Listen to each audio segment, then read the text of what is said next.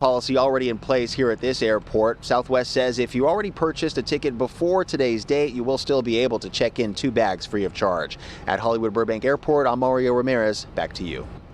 Okay, so do you get annoyed by airline passengers? You know who you are. You stand up and crowd the aisle as soon as the plane touches down. Yes.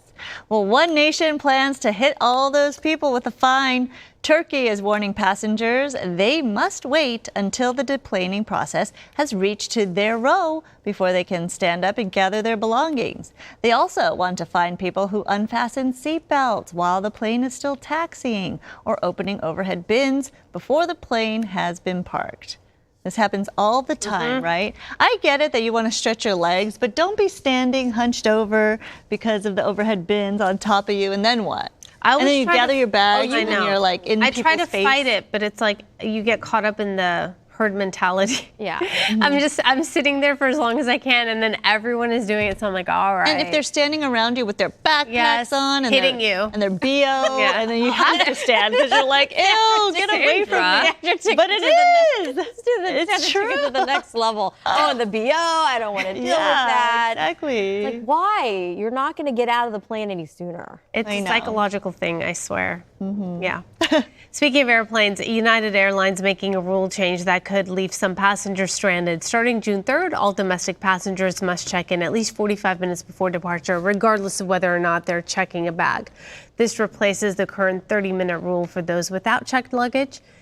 United says the change will streamline operations and give staff more time to assist passengers. If you tend to cut it close, the new policy could leave you grounded. Wow. I've had that happen where they would tell us you need to be here an hour earlier. Yeah. I get it. So that way you can get situated, get your bags. So I get it. But check-in is one thing. Making it to the gate and on board is another. That's a So you good can point. check in and be through security. Not even. Imagine when you get to that TSA line, how long it is. Right. You check in and then that. I know. And then even getting to your right terminal, that's like running a marathon these days because you got to walk so far, take the people mover, all of that. Just plan even earlier. Yeah. That's the part I hate about traveling, all that. I know. Okay, this one's for you, Roxia. No, thanks. I heard you screaming on that flight. Listen to this. Screams erupted on one passenger jet when a bird suddenly flew through the cabin. Watch this. That's just... You do scream like that. I do? Ah! Yeah, this plane.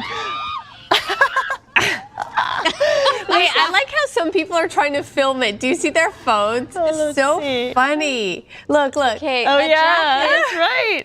The effort is there, but the jacket's not going to help. Listen. Well, that's what happened. It caught it with the jacket. No, didn't he fall? No. Well, it fell to the ground. Okay, Yeah. so let me tell you the story. The plane was preparing to leave Minneapolis when a pigeon flew down the aisle.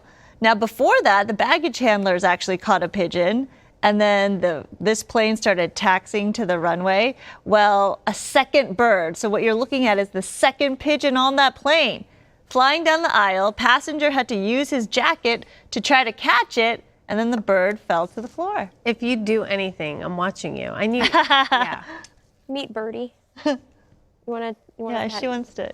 I do not. I mean, at this point, it's not going to work. Oh, poor bird. Birdie! Oh. It's just. Ugh. Get it? Gross.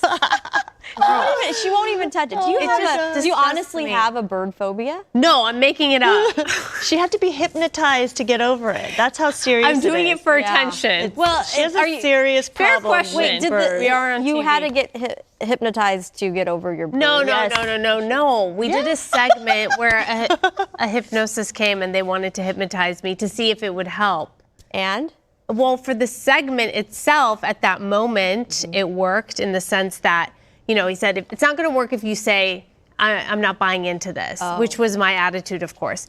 But he said, just listen to what I'm saying and get out of here and, go along with it. And so he did this little segment with me.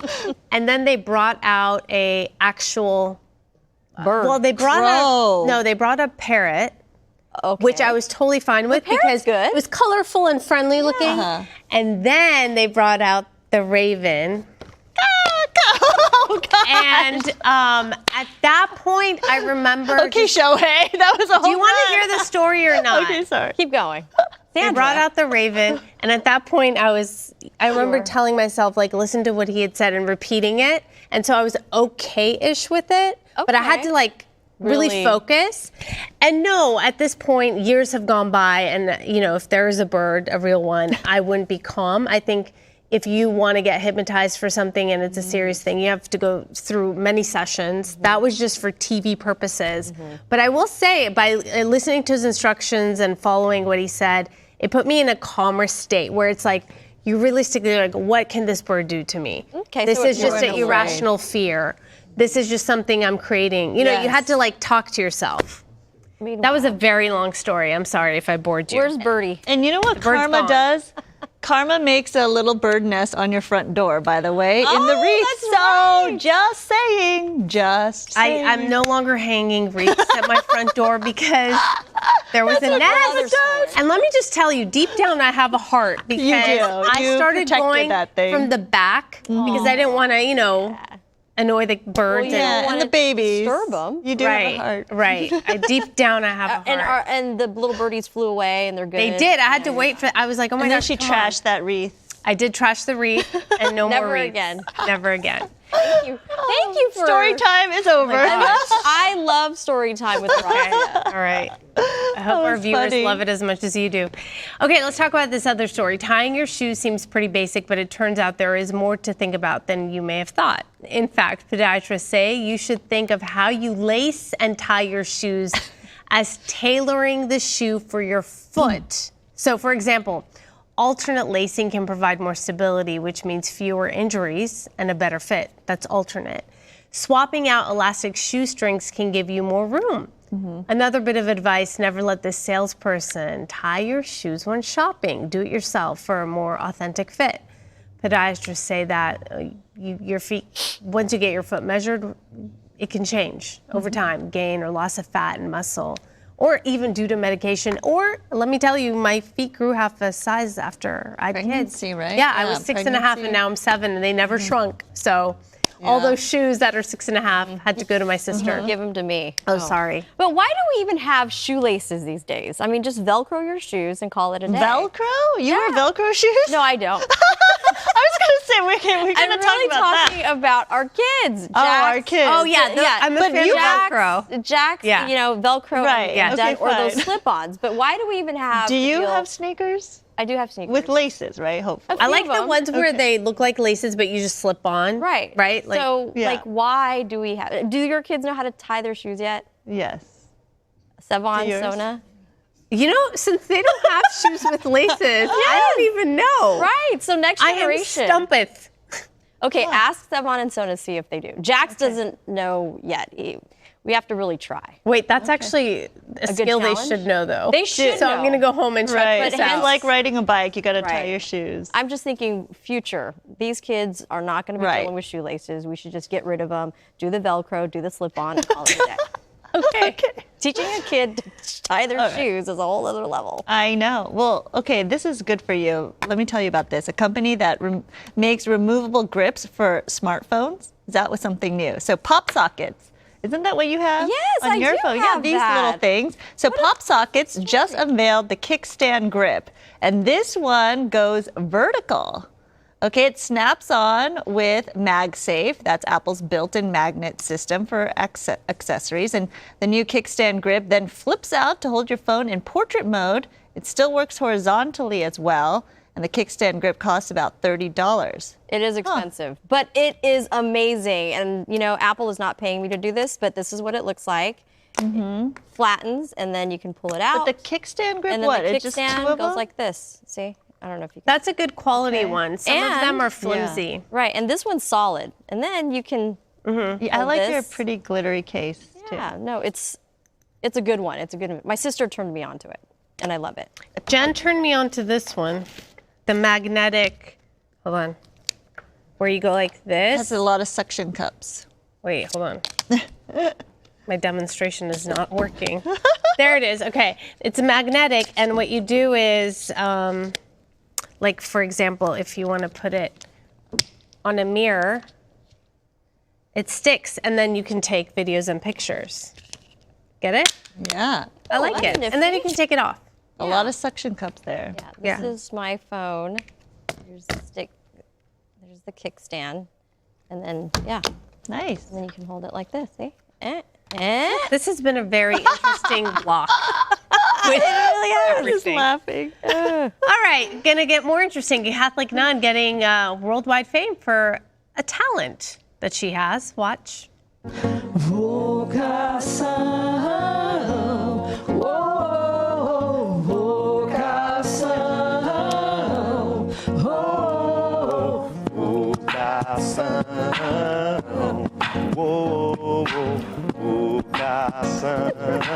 Show me. This sister broke out into a beatboxing riff on live TV. She was appearing on a Brazilian religious channel with another nun and priest, and they talked about it, and they broke out into this dance. I love it. They got the moves. They definitely have the moves. Yeah, she has backup dancers there. She was getting anyway, low the internet a little bit. is loving it. People comparing her to Whoopi Goldberg in the movie Sister She Act. was working the hips, getting low. Oh, the two-step. The nun. She was going. The sea walk almost, you know? know. Yeah, she had it all Got down. talent. Get her an agent.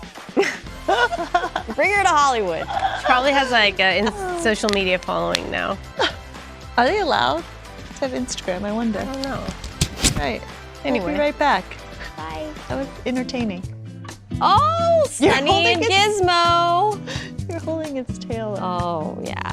They're getting big. They're getting ready to fly. Whoa, look at that wingspan. Now, Gizmo, Beautiful. we hear, is a female, according to Friends of Bear They Valley. look the same to me. Yeah. Well, one of them is Gizmo. So the parents never come back? No, they do. Okay, I haven't seen them all day.